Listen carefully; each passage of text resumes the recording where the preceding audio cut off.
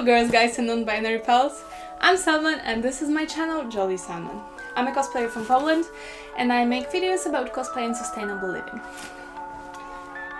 It looks dumb, sorry. Today I'm going to be sharing all of my darkest secrets.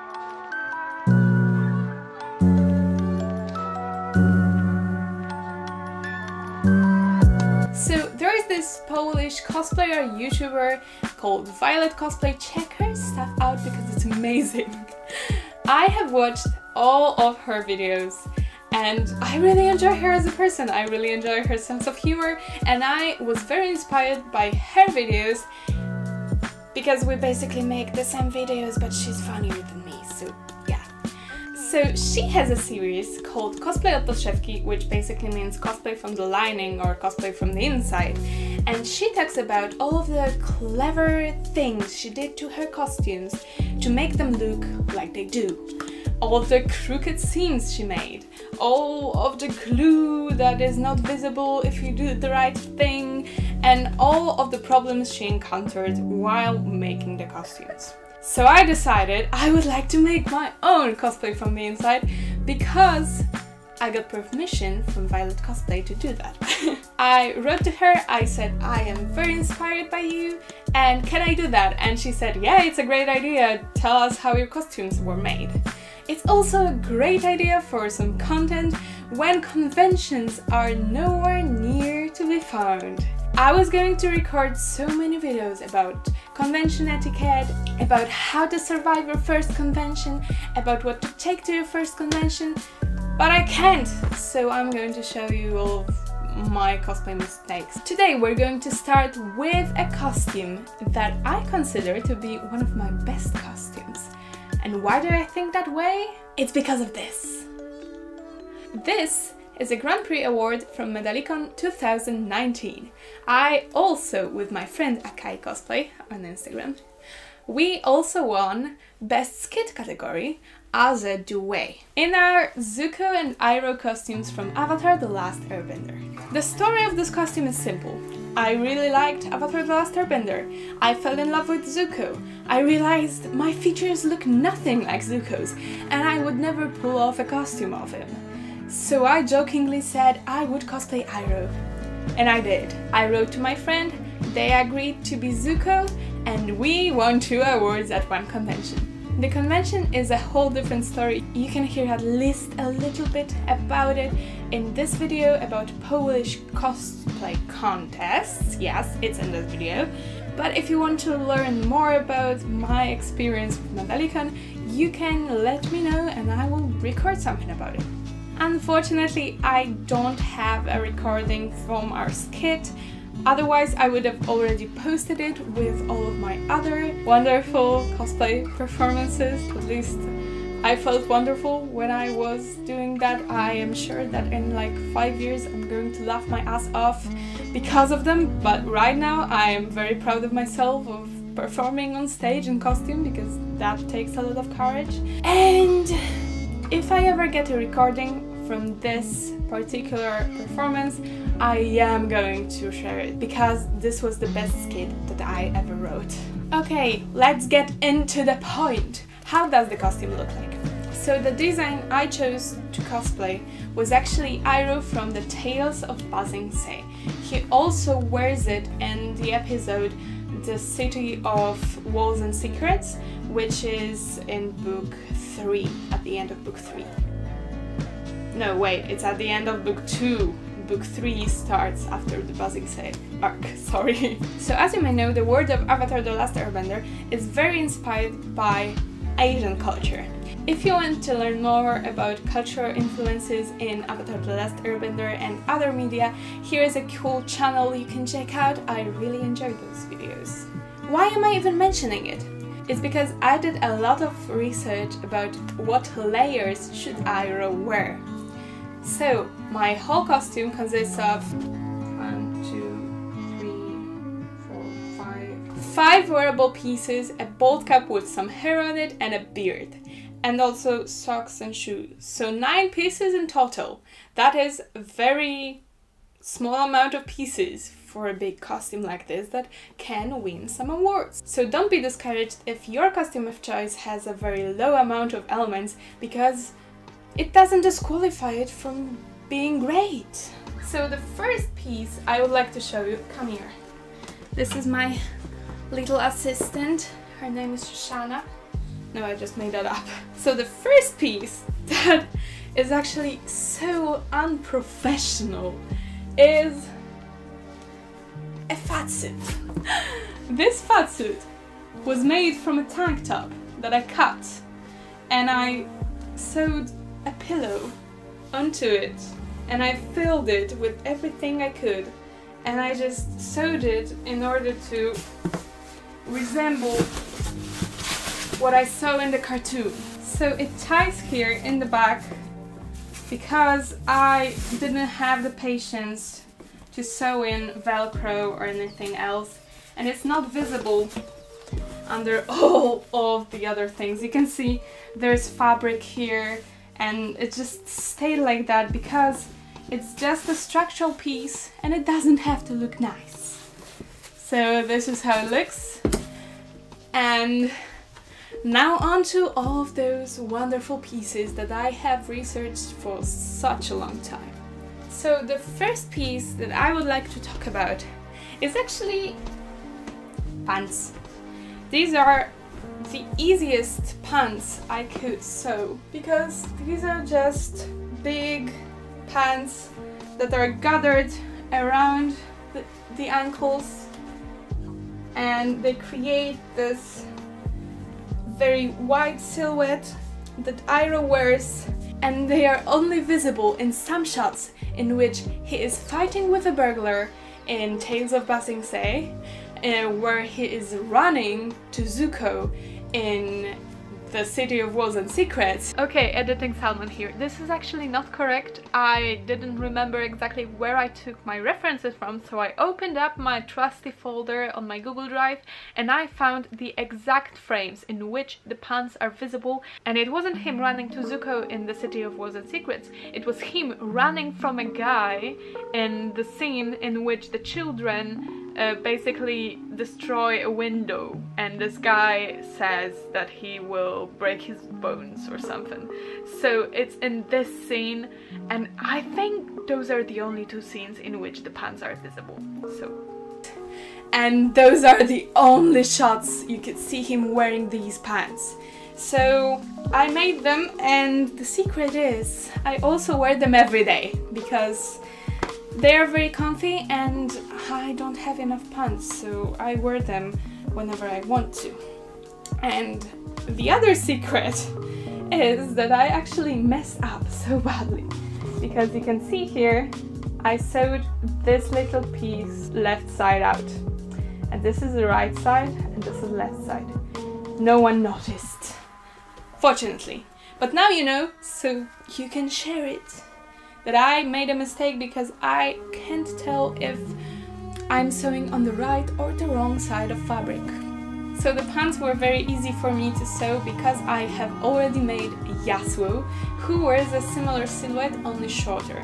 So I just elongated what I had for Yasuo and I made Iroh's pants. That's how I make my costumes. I reuse patterns. So now that we're talking about patterns, I found a pattern that I could repurpose in order to make a changshan, which is a traditional Chinese riding coat that has been worn by many Chinese people in paintings and drawings and photos. And from my research, it turns out that Iroh is actually wearing a changshan, but it doesn't have knots on his side.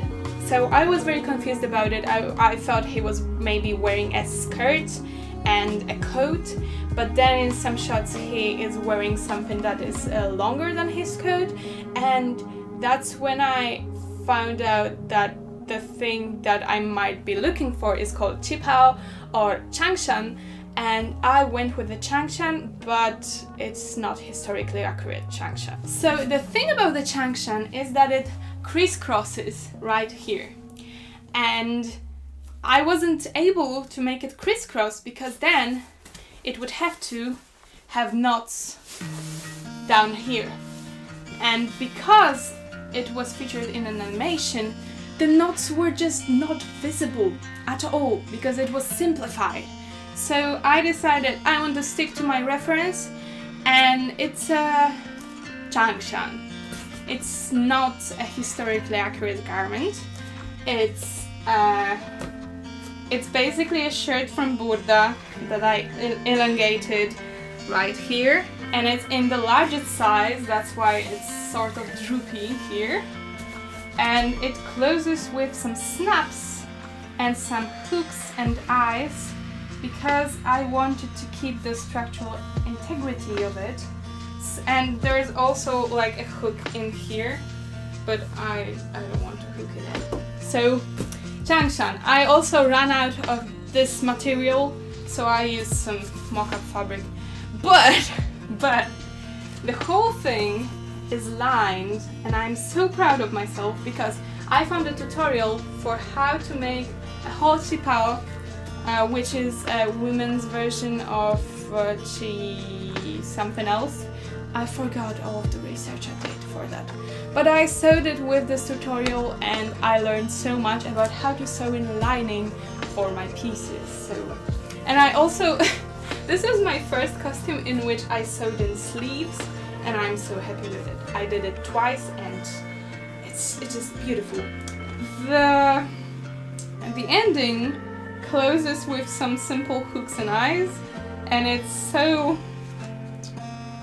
crooked, but I did it, I guess. It's okay. Also, you can see the opening. It's sort of awkward. It looks like Iroh has like a slit, like, you know, Jessica Rabbit or something, but I just wasn't able to do it any other way because I was not proficient enough with my sewing machine. So the next piece I actually made entirely by hand because I forgot about it. I forgot to make it when I was going to Częstochowa to Medalicon, so I basically made it whole in Częstochowa in a restaurant, a vegan restaurant called Pestka, which is a very nice place, and the owner was so nice, and she makes the best matcha latte ever. So, the whole thing about this belt is that it closes with eyes and hooks, and it looks alright from this side, but it looks so awful from this side. So I'm so happy that the judges at the convention weren't very paying attention to this part that is sticking out. Maybe they were, but they decided to dismiss it because the rest of the costume is so nice. I don't know. Basically, the belt is a big piece of fabric that I just had lying around.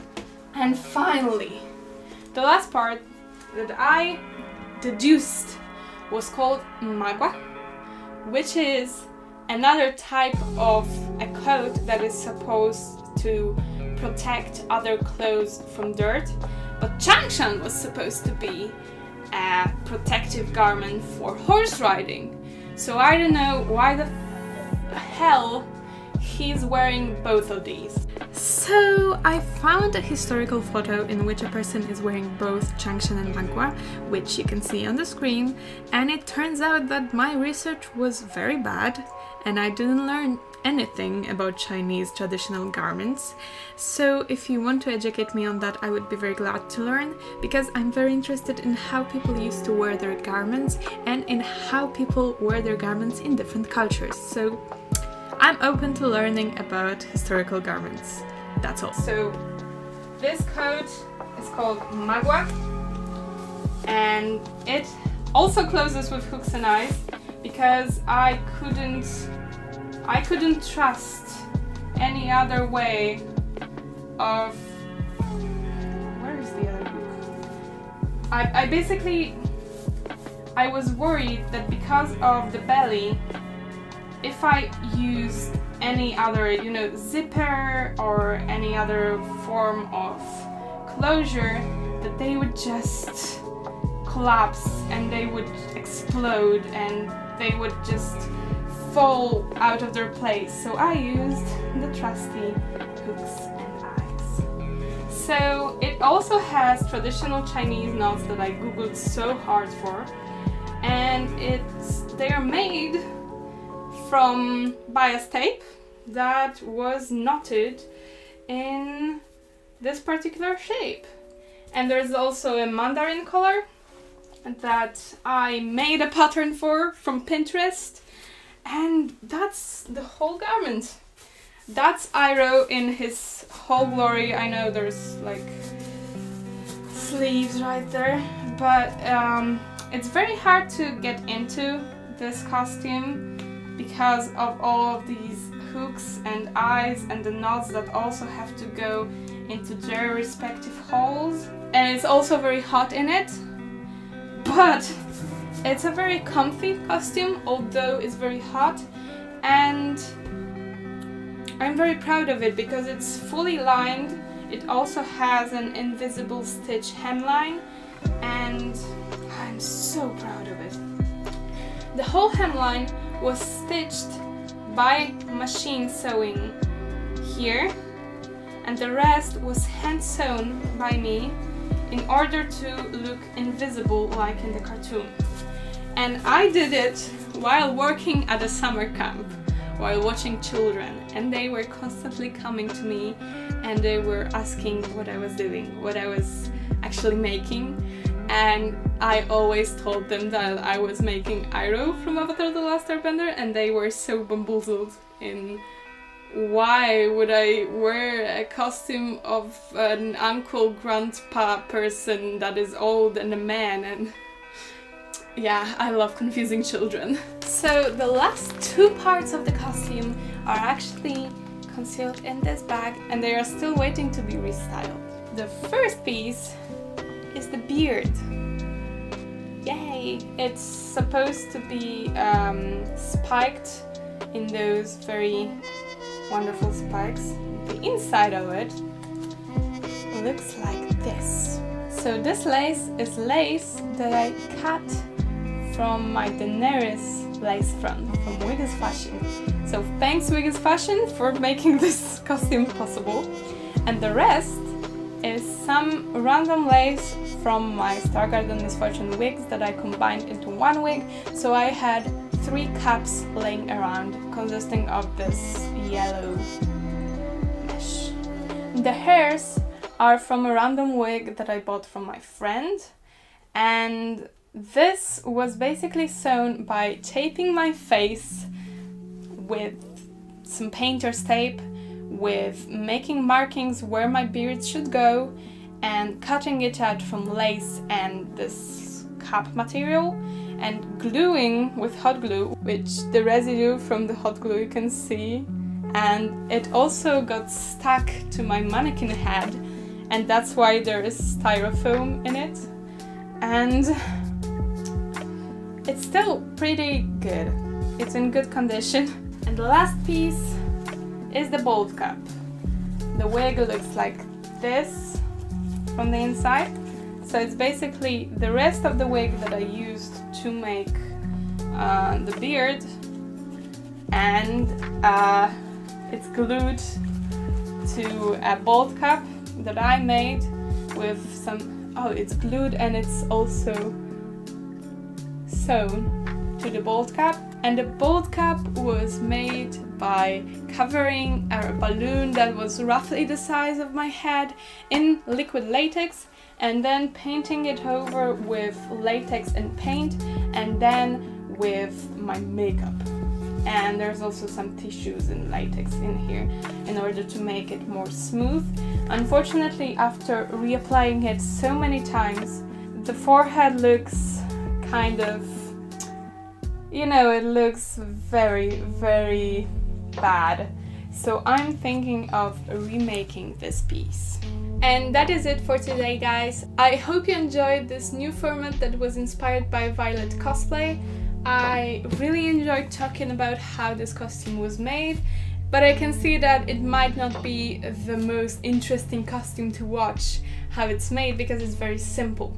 However, next week I would really love to show you how my Yasuo was made, so stay tuned for that. As always, remember that all of my social media are down below in the description, and if you have any ideas, questions or advice for future videos, let me know down below. If you want to support me or my channel or my costumes, like him, consider visiting my Ko-fi or my Patreon. I recently reviewed my tiers and I am very, very proud of them. I am also streaming on Twitch every Wednesday and Friday at 8 PM Central Europe time, so if you're interested in watching me make a fool out of myself on stream, then maybe you can come and join us. I recently started playing Minecraft and it's very cool.